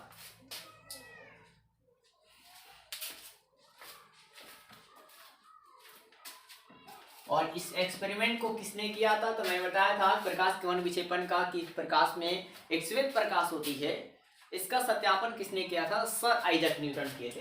कौन किए थे दोस्तों, sir Isaac Newton. Sir Isaac Newton, जिन्हें शॉर्ट में न्यूटन भी कहा जाता है, ये क्लासिकल फिजिक्स के पिता भी हैं और मॉडर्न फिजिक्स पिता आजकल अल्बर्ट आइंस्टीन को माना जाता है। तो देखिए दोस्तों, सर आइजैक न्यूटन ने क्या किया था कि सबसे पहले इन्होंने एक बंद कमरा को लिया, एक बंद कमरा को लिया, और इस बंद कमरा में क्या था, एक जगह आपका होल था, और इस होल से क्या हो रहा था आपका कि प्रकाश की किरण आ रही थी, प्रकाश की किरण आ रही थी। इस किरणों के सामने इन्होंने एक प्रिज्म को रखा, क्या रखा, एक प्रिज्म को रखा, और इस प्रिज्म से जब प्रकाश गुजर कर गई तो प्रकाश 7 रंगों में बट गई। कितने रंगों में बट गई जी, 7 रंगों में बट गई। फिर उन्होंने एक और अपोजिट प्रिज्म लिया, यहाँ से पर्दे को हटा दिया था, और ऐसे प्रिज्म कहा ये 7 रंग की प्रकाश जब इस प्रिज्म से गुजरी तो एक ही प्रकाश निकली जो कि श्वेत थी, जो कि क्या थी जी, श्वेत थी। इस प्रकार सर आइजैक न्यूटन ने बताया क्या कि एक श्वेत प्रकाश 7 रंगों में बढ़ जाती है, और पुनः वो 7 रंग मिलकर एक श्वेत प्रकाश में विभक्त हो जाती, एक श्वेत प्रकाश में बन जाती है। तो दोस्तों, प्रकाश का वर्ण विक्षेपण, आशा करता हूं आपको समझ में आ गया होगा कि प्रकाश का वर्ण विक्षेपण का। चलिए मैं एक बार फिर से रिकॉल कर देता हूं कि जब प्रकाश किसी प्रिज्म पर आती है, प्रिज्म से होकर जाती है, तो प्रकाश 7 रंगों में बढ़ जाती है, तो इसी घटना को प्रकाश का वर्ण विक्षेपण कहा जाता है। फिर है क्या बताया दोस्तों मैंने कि प्रकाश के वर्ण विक्षेपण के 7 रंग होते हैं, और इसी के साथ साथ श्वेत रंगों का सत्यापन कैसे किया जाएगा, तो मैंने आपको बताया कि इसके लिए सबसे पहले सर आइजैक न्यूटन इस बात को बताए थे एक प्रयोग के माध्यम से। उन्होंने अपने प्रयोग में क्या किया था, एक बंद कमरा को चॉइस किया था या चुना था, और उस बंद कमरे में एक होल थी, और उस होल से क्या हो रहा था, प्रकाश की किरण आ रही थी, उसके सामने इन्होंने एक इमेज का क्या होते हैं आपका एक प्रिज्म को रख दिए। तो प्रिज्म से वो अपवर्तन के बाद, और सामने पर्दा को टांग दिए, तो प्रिज्म से अपवर्तन के बाद क्या हुआ कि प्रकाश पर्दे पर 7 रंगों में बढ़ती हुई दिखाई दी। फिर उन्होंने क्या किया, उस पर्दे को हटा दिया, और फिर उनके सामने दूसरे उस प्रिज्म के जस्ट सामने क्या किया, उस 7 रंगों के सामने उन्होंने क्या किया, एक और प्रिज्म लिया, और पहले प्रिज्म की अपेक्षा उल्टा रखे, और उससे जो 7 प्रकाश जब अपवर्तन हुआ, प्रिज्म से दूसरे प्रिज्म से अपवर्तन हुआ, तो एक ही प्रकाश निकली थी जो कि श्वेत थी। और इस प्रकार उन्होंने एक सूर्य के प्रकाश में 7 रंगों का सत्यापन और फिर से श्वेत रंगों का सत्यापन करके दिखाया। चलिए दोस्तों, अब आगे जानते हैं। अब हमारा टॉपिक है प्रकाश का विवर्तन। क्या है दोस्तों, प्रकाश का विवर्तन। यानी कि इंग्लिश बोलते हैं डिफ्रैक्शन ऑफ लाइट। क्या बताते हैं दोस्तों? Diffraction of light. डिफ्रैक्शन मतलब होता है मुड़ना। तो अब देखिए दोस्तों, प्रकाश का विवर्तन किसे कहते हैं? तो जब क्या होता है कि जब प्रकाश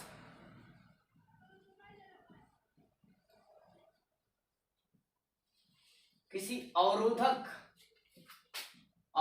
के किनारों से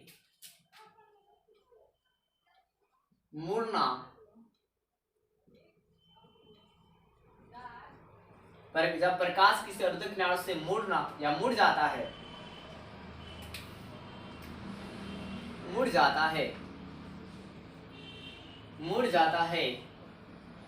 तो इस घटना को प्रकाश का विवर्तन कहते हैं।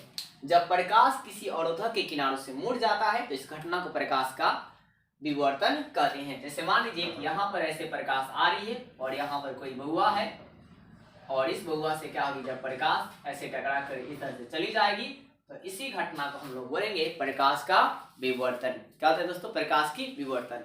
इसी से रिलेटेड एक ध्वनि से विवर्तन की सवाल पूछी जाती है कि साउंड ऑफ डिफ्रैक्शन में क्या होता है या डिफ्रैक्शन ऑफ साउंड में क्या होता है। तो कि दोस्तों जैसे कि आपके बगल में एक आपका साथी बैठा है और वो बात कर रहा है, आप ध्वनि को सुनकर आप पता कर लेते हैं, तो वहां पर ये कौन सी घटना कहलाएगी? तो ध्वनि का विवर्तन कहलाता है। ध्वनि मुड़कर आपको सुनाई दे देती है, ध्वनि मुड़कर आ जाती है और आपको सुनाई दे देती है। अब है क्या दोस्तों, अब हमारा जो नेक्स्ट पॉइंट है प्रकाश का व्यतिकरण। प्रकाश का क्या है दोस्तों? व्यतिकरण। तो इंटरफेरेंस ऑफ लाइट। तो इंटरफेरेंस का मतलब होता है व्यतिकरण और अब मतलब क्या खेती और लाइट मतलब प्रकाश। तो देखिए दोस्तों, इसमें क्या होता है कि समान आवृत्ति के और समान आयाम के, क्या सुना आपने? मेरे साथ बोलिए, समान आवृत्ति और समान आयाम के।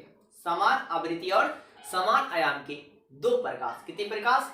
दो प्रकाश एक दूसरे पर अध्यारोपित होती हैं, एक दूसरे से अध्यारोपित होती हैं, तो उनकी तीव्रता या तो अधिकतम होता है या तो उनकी तीव्रता कम होती है, तो उसे ही हम व्यतिकरण कहते हैं। तो इस घटना को ही व्यतिकरण कहा जाता है।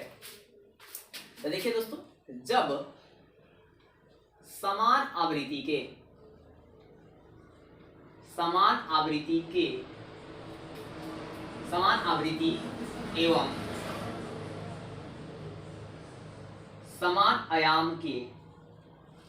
दो प्रकाश एक दूसरे से अध्यारोपित होती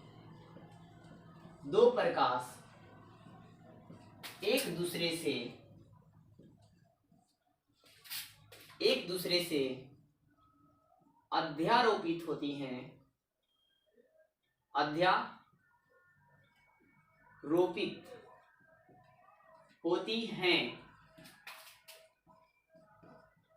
तो इस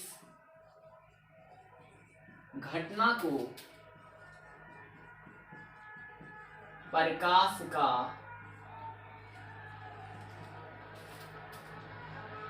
व्यतिकरण कहते हैं। तो इस घटना को दोस्तों क्या कहते हैं? प्रकाश का व्यतिकरण कहते हैं। आपने क्या सुना कि जब समान आवृत्ति एवं समान आयाम के दो प्रकाश एक दूसरे से अध्यारोपित होती हैं, तो इस घटना को प्रकाश का व्यतिकरण कहते हैं। जैसे है क्या दोस्तों, समान आवृत्ति और समान आयाम के दो प्रकाश ऐसे एक दूसरे से अध्यारोपित होती हैं। क्या होते हैं? अध्यारोपित होती हैं। तो इसी घटना को हम लोग क्या बोलते हैं? प्रकाश का व्यतिकरण।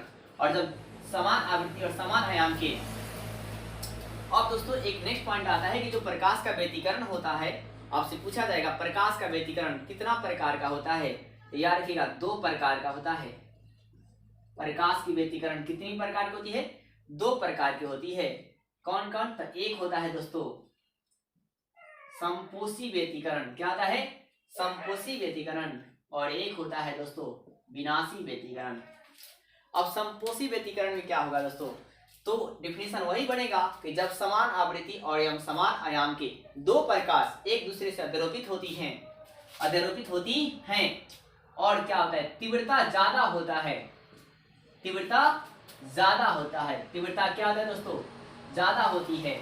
और तीव्रता ज्यादा होती है तो चमक भी ज्यादा होती है। चमक भी क्या होता है? ज्यादा होता है तो इस घटना को समपोषी व्यतिकरण कहते हैं। इसी प्रकार जब समान आवृत्ति और समान आयाम के दो प्रकाश एक दूसरे पर अध्यारोपित होती हैं और उनकी तीव्रता कम होती है, और जिससे चमक भी क्या होता है, कम हो जाता है, कम हो जाता है, इस घटना को विनाशी व्यतिकरण कहा जाता है। अब दोस्तों बात यह है कि इन सभी का एग्जाम्पल क्या है, आखिर प्रकाश का व्यतिकरण पढ़ते हैं तो आखिर कौन सी घटना ये कैसे दिखती है। तो आपने देखा होगा बारिश के दिनों में क्या होता है कि रोडों पर रंगीन पट्टियां दिखाई देती होगी। तो वहां पर होता कैसे है, तो होता एक्चुअली में आपका है कि जो रंगीन पट्टी दिखाई देती है, जैसे कि गाड़ी का मोबिल जो भी केरोसिन तेल या डीजल पेट्रोल गिर जाते हैं और उनके जब गाड़ियों से वो केरोसिन तेल कचराता हुआ नजर आता है, तो उसके बाद आप देखेंगे कि वहां पर रंगीन टाइप के रोडों पर दिखाई देते हैं। तो ये प्रकाश के किस घटना के कारण संभव हो पाया है, तो प्रकाश की व्यतिकरण के कारण। अब अगर वहां पर उन दोनों प्रकाश की तीव्रता पर ज्यादा होगी तो आपको चमक ज्यादा दिखाई देगी, और अगर आपको तीव्रता कम है प्रकाश की तो चमक आपको कम दिखाई देगी। तो दोस्तों मैं आशा करता हूं कि प्रकाश के व्यतिकरण, विवर्तन और प्रकाश के वर्ण विक्षेपण की बात को आप समझ गए होंगे। आप शॉर्ट में आप याद करने का प्रयास कीजिएगा। वर्ण विक्षेपण मतलब प्रकाश पृथ्वी से गुजरेगी, 7 रंग में बढ़ जाएगी, बस यही कंसेप्ट। विवर्तन में प्रकाश अवरोधक किनारों से मुड़ जाती है, और वर्ण विक्षेपण आपका क्या होता है, व्यतिकरण में क्या होती है कि इसमें याद रखना समान आवृत्ति और समान आयाम के जब दो प्रकाश एक दूसरे से अध्यारोपित होती हैं, तो अगर क्या होता है कि तीव्रता ज्यादा होती है तो समपोषी व्यतिकरण, और तीव्रता कम होता है तो विनाशी व्यतिकरण, और इसी पूरे घटना को हम व्यतिकरण के नाम से भी जानते हैं। तो चलिए दोस्तों अब मैं आपको टॉपिक बताता हूँ इंद्रधनुष, यानी क्या होता है दोस्तों, रेनबो। तो कुछ रेनबो के बारे में कुछ फैक्ट जानिए दोस्तों, कि एक सवाल आते हैं कि रेनबो को किस टाइम नहीं देखा जा सकता है, तो दोपहर के 12 बजे रेनबो आपको दिखाई नहीं देंगे। दोपहर के 12 बजे क्या आते हैं, रेनबो दिखाई नहीं देता है। रेनबो कितने बजे दिखाई नहीं देगा, दोपहर के दोस्तों 12 बजे, ठीक है। और रेनबो देखने का शर्त क्या है, यह भी सवाल पूछ जाते हैं।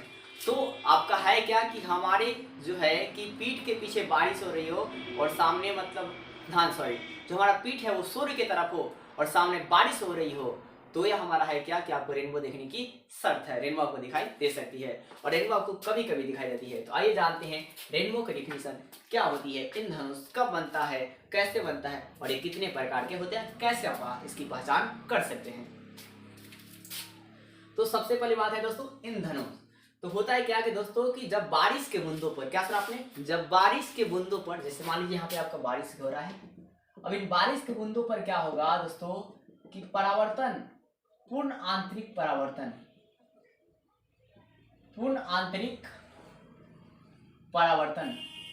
टोटल इंटरनल रिफ्लेक्शन, पूर्ण आंतरिक परावर्तन और अपवर्तन की घटना घटती है तो कभी कभी इंद्रधनुष दिखाई देता है, और यह इंद्रधनुष 2 प्रकार का होता है। तो चलिए आप लोग देख लेते हैं दोस्तों। जब बारिश के बूंदों पर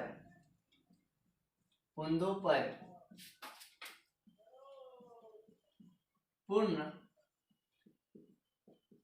आंतरिक परावर्तन एवं अपवर्तन की घटना होती है तो कभी कभी आसमान में या आकाश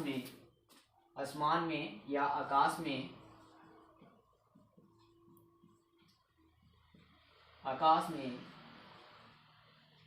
इंद्रधनुष दिखाई देता है। तो दोस्तों आपने क्या सुना कि जब बारिश के बूंदों पर क्या होता है कि पूर्ण आंतरिक परावर्तन और अपवर्तन की घटना घटती है तो कभी कभी दोस्तों क्या होता है, तो कभी कभी आपको इंद्रधनुष दिखाई देखने के लिए देता है। अब दोस्तों सवाल ये है कि यहाँ पर एक वर्ड आ रहा है पूर्ण आंतरिक परावर्तन, ये क्या होता है, टोटल इंटरनल ऑफ रिफ्लेक्शन। तो इस पे दोस्तों बहुत एक मजेदार सवाल पूछी जाती है कि हीरा क्यों चमकता है? तो प्रकाश की पूर्ण आंतरिक परावर्तन के कारण। जो सीडी के कैसेट होते हैं वो क्यों चमकते हैं? तो प्रकाश की पूर्ण आंतरिक परावर्तन। फिर जो लूमिंग होता है यानी जो भूतिया जहाज होती है वो कैसे दिखाई देती है? तो प्रकाश की पूर्ण आंतरिक परावर्तन की घटना के कारण। अब दोस्तों बात ये है, या दोस्तों एक मरीचिका वर्ड आप नाम सुने होंगे, जैसे आप देखे होंगे कि गर्मी के दिनों में, गर्मी के दोस्तों दिनों में होता है क्या है कि आपको रोड पर क्या होगा, पानी देखेगा, मतलब बहुत दूर पर पानी देखने की जो भ्रम होती है, इस घटना को मरीचिका कहते हैं। और फिर इसी प्रकार रेगिस्तान में आप देखेंगे सामने आपको ऐसा लगेगा कि कुछ दूरी पर पानी है, लेकिन वहां आप जाएंगे तो पानी नहीं दिखेगा। मतलब ये जो रेगिस्तान में पानी देखने की जो भ्रम है, इसी घटना को मरीचिका कहते हैं। और मरीचिका किस सिद्धांत पे काम करता है? तो प्रकाश के पूर्ण आंतरिक परावर्तन पर। आइए जानते हैं प्रकाश पूर्ण आंतरिक परावर्तन क्या होता है। तो दोस्तों होता है क्या कि एक मीडियम होती है, मतलब मीडियम जनरली दो तक होता है, एक विरल माध्यम और एक सघन माध्यम। विरल माध्यम प्रकाश की चाल ज्यादा होती है, विरल माध्यम प्रकाश चाल ज्यादा होती है और सघन माध्यम प्रकाश चाल कम होती है। अब होता है क्या कि जब, अब यहाँ पर ध्यान दीजिएगा, जब भी प्रकाश क्या होगी सघन माध्यम से विरल माध्यम में जाती है तो अभिलंब से दूर भागती है। अब जब भी प्रकाश क्या होती है, जैसे कि मान लीजिए यहाँ पर कि आपका ऊपर है विरल माध्यम, सघन माध्यम, और नीचे आपका है विरल माध्यम, और यहाँ से जिससे प्रकाश आएगी अभिलंब से दूर भागेगी, फिर थोड़ा और प्रकाश को नीचे लाएंगे अभिलंब से और दूर भागेगी, और नीचे लाएंगे अभिलंब से और दूर भागेगी। तो एक स्थिति ऐसा आएगा कि प्रकाश सघन माध्यम में आई थी और विरल माध्यम में नहीं जाकर सघन माध्यम में लौटकर चली जाती है। तो इसी घटना को प्रकाश की पूर्ण आंतरिक परावर्तन कहते हैं। क्या सुना आपने? प्रकाश की पूर्ण आंतरिक परावर्तन अगर आपको जानना है, जब प्रकाश सघन माध्यम से विरल माध्यम में जाती है तो क्या होता है कि विरल माध्यम में न जाकर पुनः सघन माध्यम में वापस लौटकर चली जाती है। तो इसी घटना को प्रकाश के पूर्ण आंतरिक परावर्तन कहते हैं। और प्रकाश के पूर्ण आंतरिक परावर्तन में याद रखिएगा अपवर्तन कोण का मान 90 डिग्री से ज्यादा होता है। क्या होता है? 90 डिग्री से कहते हैं दोस्तों ज्यादा होता है, और आपतन कोण की मान कम होती है। अब है दोस्तों, हम चलिए हम अपने प्रश्न पाते हैं इंद्रधनुष पर। तो इंद्रधनुष दोस्तों क्या होता है? तो इंद्रधनुष ने बताया जब बारिश के बूंदों पर दो बार बराबर, जब बारिश के बूंदों पर पूर्ण आंतरिक परावर्तन और अपवर्तन घटना घटती है तो इंद्रधनुष आपको दिखाई देते हैं। अब तो इंद्रधनुष जो है ये दो प्रकार का होता है। इंद्रधनुष कितनी प्रकार के होते हैं? इंद्रधनुष दोस्तों दो प्रकार का होता है। कितने प्रकार का होता है? दो प्रकार का। एक होता है प्राथमिक इंद्रधनुष, प्राइमरी रेनबो,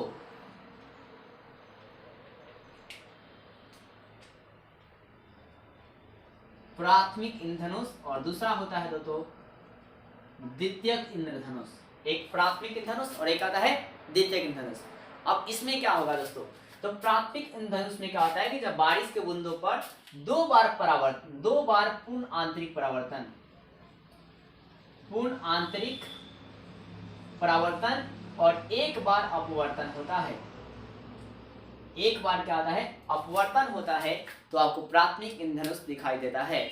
और प्राथमिक इंद्रधनुष में लाल रंग ऊपर की ओर, लाल रंग क्या आता है? ऊपर की ओर। जब आकाश में आपको लाल रंग ऊपर भी दिखाई देगा और बैगनी रंग नीचे की तरफ दिखाई देगा तो समझिएगा क्या है दोस्तों? प्राथमिक इंद्रधनुष बन रहा है। और इसी प्रकार जब बारिश के बूंदों पर दो बार पूर्ण आंतरिक परावर्तन, कितनी बार परावर्तन? दो बार पूर्ण आंतरिक परावर्तन, दो बार पूर्ण आंतरिक दोस्तों क्या आता है? परावर्तन, और दो बार अपवर्तन होता है, दो बार अपवर्तन होता है, तो वहां पर आपको द्वितीयक इंद्रधनुष दिखाई देते हैं। और द्वितीयक इंद्रधनुष में क्या होता है दोस्तों कि लाल रंग नीचे की तरफ और बैगनी रंग ऊपर की तरफ होता है। बैगनी रंग क्या है दोस्तों? ऊपर की तरफ होता है। तो आपने इंद्रधनुष में मतलब क्या जाना कि इंद्रधनुष में जब भी बारिश के बूंदों पर क्या होती है? पूर्ण आंतरिक परावर्तन और अपवर्तन की घटना घटेगी तो इंद्रधनुष आपको दिखाई देता है। कभी कभी इंद्रधनुष दिखाई देता है, दिन के दोपहर में इंद्रधनुष दिखाई नहीं देते हैं। और इंद्रधनुष देखने का जो शर्त है वो आपको है क्या कि सूर्य के पीछे आपका पीठ होनी चाहिए और सामने बारिश हो रही हो। और इंद्रधनुष कितने प्रकार के होते हैं? दो प्रकार का, एक प्राथमिक इंद्रधनुष, द्वितीयक इंद्रधनुष। प्राथमिक इंद्रधनुष में दो बार पूर्ण आंतरिक परावर्तन और एक बार अपवर्तन होती है। और द्वितीयक इंद्रधनुष में क्या होता है कि आपका दो बार पूर्ण आंतरिक परावर्तन और दो बार अपवर्तन होता है। प्राथमिक इंद्रधनुष में लाल रंग ऊपर होता है और बैगनी रंग नीचे होता है। द्वितीयक इंधनुष में लाल रंग नीचे होता है और बैगनी रंग ऊपर होता है, अपोजिट होता है। आशा करता हूँ दोस्तों वीडियो आपको अच्छी लगी होगी। अगर वीडियो अच्छी लगी हो तो लाइक और सब्सक्राइब जरूर करें। मिलते हैं हम लोग नेक्स्ट वीडियो में दोस्तों।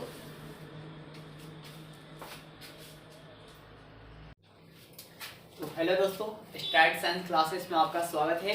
तो आज हम पढ़ने वाले हैं क्लास 10 के फिजिक्स में चैप्टर नंबर हम 3 देखेंगे। चैप्टर का नाम है मानव नेत्र। दोस्तों सबसे पहले जानना जरूरी है कि आखिर मानव नेत्र क्या होता है। तो मानव नेत्र प्रकृति का दिया हुआ प्रकाशीय यंत्र होता है जिसकी सहायता से आप किसी वस्तु को आसानी से देख पाते हैं। मानव नेत्र क्या होता है? प्रकृति का दिया हुआ प्रकाशीय यंत्र है जिसके सहायता से आप किसी वस्तु को आसानी से देख पाते हैं। तो हमारा जो है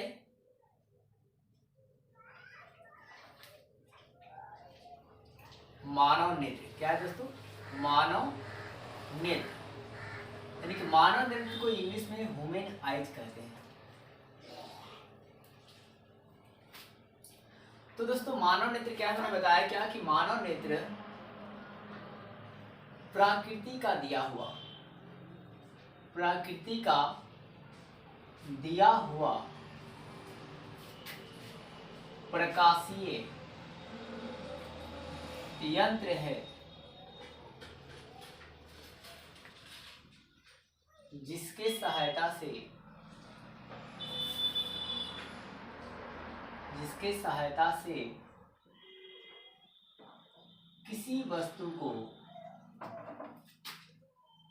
किसी वस्तु को आसानी से देखा जा सकता है।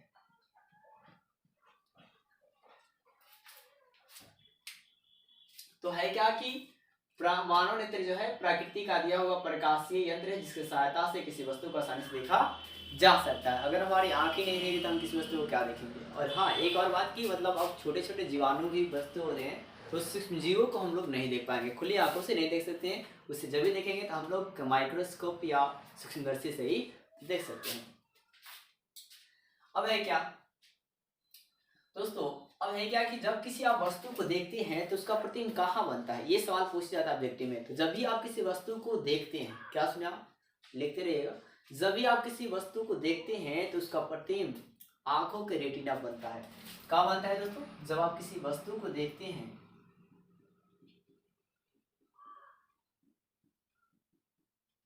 वस्तु को देखने पर उसका जो प्रतिबिंब होता है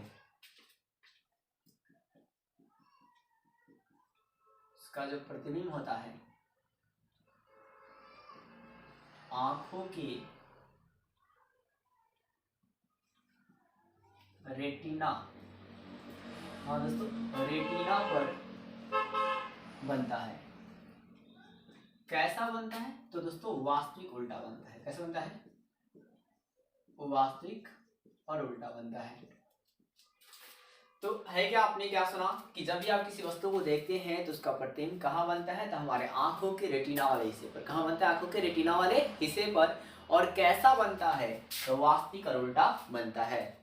फिर एक सवाल आता है दोस्तों कि जो ये प्रकाश आती है तो प्रकाश की मात्रा को नियंत्रित कौन करता है? तो आइरिस करता है। कौन करता है? आइरिस। आप याद रखें, ऑब्जेक्टिव सवाल आते हैं कि प्रकाश की मात्रा को नियंत्रित कौन करता है? तो आइरिस करता है। तो नेक्स्ट पर हम लिखेंगे प्रकाश की मात्रा को या प्रकाश को आइरिस। क्या दोस्तों? आइरिस या इसको परितालिका कहते हैं। आइरिस नियंत्रित करता है। प्रकाश की मात्रा को कौन नियंत्रित करता है? तो आइरिस नियंत्रित करता है। फिर दोस्तों कि अब जैसे कि है क्या कि आंख में जैसे कि कोई दान देता है तो आंख के किस हिस्से को दान देता है? ऐसे सवाल पूछे जाते हैं कि आंख के किस हिस्से को दान दिया जाता है। तो आंख के कार्निया वाले हिस्से को, किसको जी? कार्निया वाले हिस्से को दान दिया जाता है, दान किया जाता है। ठीक है, आंख के कार्निया वाले हिस्से को क्या कहता है? दान किया जाता है। फिर इससे प्रकार आपको आता है कि जब कोई व्यक्ति डेथ कर जाता है तो उसके डेथ के लगभग कितने समय बाद वो उसकी व्यक्ति की आंख को ट्रांसपोर्ट किया जा सकता है। तो ये जो कार्निया है आपका 2 घंटा, लगभग आपका 2 घंटे के अंदर का किसी व्यक्ति कार्निया को ट्रांसपोर्ट किया जा सकता है, दूसरे व्यक्ति में निकाल कर उसे लगाया जा सकता है या उसे निकाल कर रखा जा सकता है। अब दोस्तों मैं नेक्स्ट पॉइंट को आपको बताना चाहता हूँ, इतना आप लोग इसे नोट डाउन कर लेंगे। आप फिर से सुन लीजिए कि मानव नेत्र क्या है। तो मानव नेत्र प्रकृति का दिया हुआ प्रकाशीय यंत्र है जिसके सहायता से आप किसी वस्तु को आसानी से देख पाते हैं। फिर उन्होंने बताया क्या कि जब किसी आप वस्तु को देखते हैं तो उसका प्रतिबिंब हमारे आंख के रेटिना वाले हिस्सा पर बनता है, और कैसा बनता है तो वास्तविक और उल्टा बनता है। फिर आपको मैंने बताया क्या कि जो प्रकाश आती है, जैसे लाइट आ रही है, इस लाइट को नियंत्रित कौन करता है, तो हमारे आंख में एक आइरिस पाया था, वो आप क्या करता है, नियंत्रित करता है। फिर है क्या कि आंख के किस हिस्से को दान किया जाता है, तो कार्निया वाले हिस्से को दान किया जाता है। फिर है क्या कि आंख को जब कोई व्यक्ति डेथ कर जाता है उसके बाद कितने घंटे के अंदर हम उस आंख को निकाल सकते हैं, तो लगभग 2 घंटे के अंदर हम उस आंख को निकाल कर उसे रख सकते हैं और फिर उसे किसी व्यक्ति में ट्रांसपोर्ट किया जा सकता है। अब दोस्तों एक सवाल आता है कि आंख जो है, हमारा जो नेत्र है वो किस लेंस का बना हुआ है। तो देखिए दोस्तों, मैंने आपको पिछले वीडियो में बताया था कि जो हमारा आंख है ना, ऐसे इस तरह का हमारा आंख है। तो देखिए, तो ये ऐसे इसको घुमा देंगे इस पिक्चर को, तो ये कैसा हो गया, इसको बोलते हैं उत्तल लेंस। यानी कि जो हमारा आंख होता है वो किस लेंस का होता है, तो उत्तल लेंस का होता है। किस लेंस का होता है, उत्तल लेंस की होती है। हमारी आंख किस लेंस की बनी है, उत्तल लेंस की। तो आप इस पॉइंट को भी लिख लेंगे कि हमारी आंख जो है, डायरेक्टली यहाँ पर देख लीजिए, आंख किस लेंस का बना है, उत्तल लेंस का बना है। किस लेंस का बना है दोस्तों, उत्तल लेंस की बना है। आंख किस लेंस की बनी है, उत्तल लेंस की बनी है।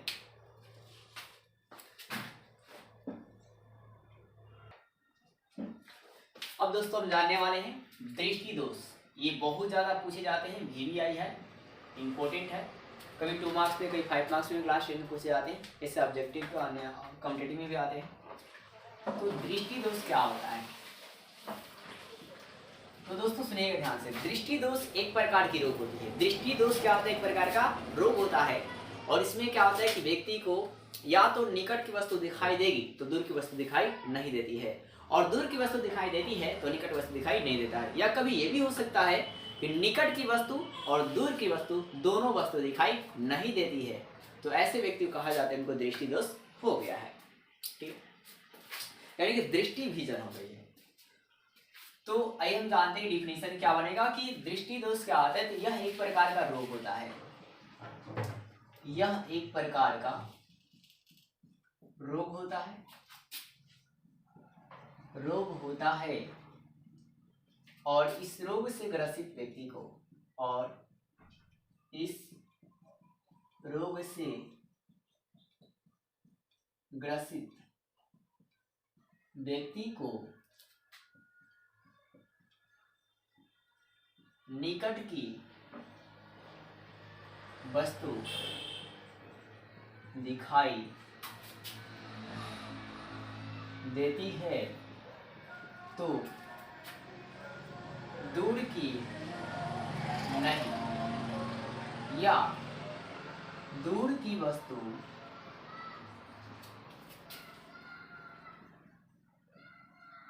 दिखाई देती है तो निकट की नहीं, या निकट और दूर दोनों स्थानों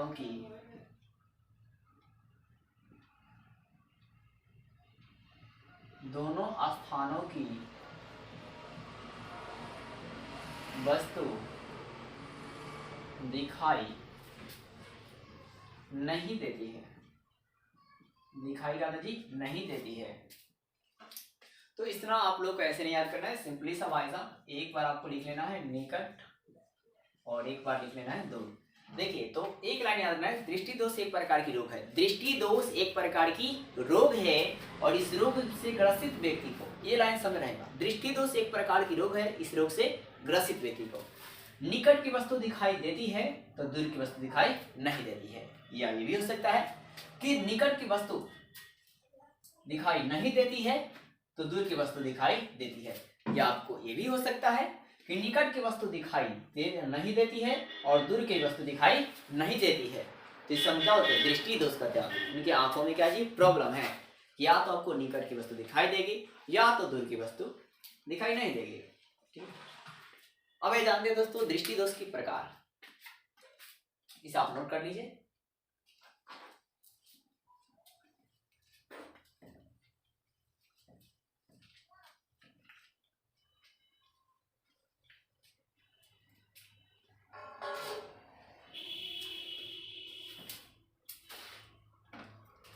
अब देखिए दोस्त दृष्टि दोष की प्रकार,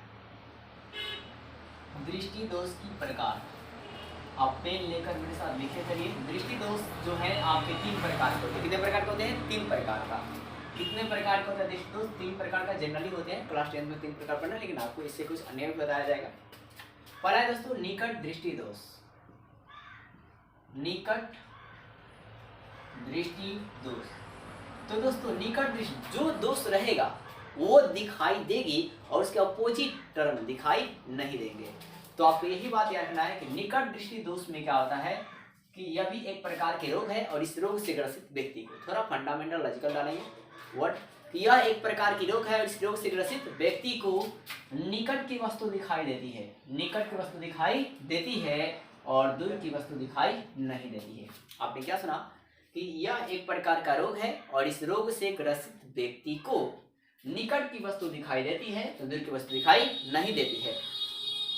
फिर क्या कि इस दोष के निवारण के लिए, इस दोष के निवारण के लिए आप लिख लीजिएगा, इस दोष के निवारण के लिए अवतल लेंस के चश्मे का उपयोग किया जाता है।